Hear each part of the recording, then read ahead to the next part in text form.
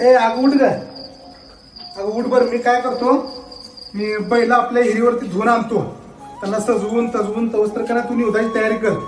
मस्तपैकी आपल्या गावात न्यायची ती, गावात देवळाला फेरी मारून आणायची ती. काय करावं ह्यांच्या विसरभोळ्यापणाला. 2 महिन्यापूर्वीच बैलजोडी विकली आणि तुम्हीच नवीन ट्रॅक्टर घेतला नाही. आता तुम्ही असं करा, ती ट्रॅक्टर धुवून आणा, मी निवड देते आणि चारा त्या ट्रॅक्टरला खाते का बघा ती ट्रॅक्टर.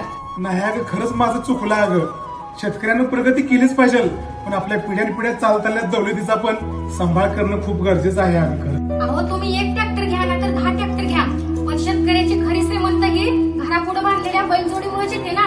अगं खरंच माझं लय चुकलं अगं. म्हणून तुम्हाला मी सांगत होते, आपली बैलजोडी आहे ना म्हातारपणी आपल्या दावणीला मिली तरी चालेल, पण हटकाच्या पुढे पण खाया नको पाहिजे होती. देवा कसा फासा यो तुझा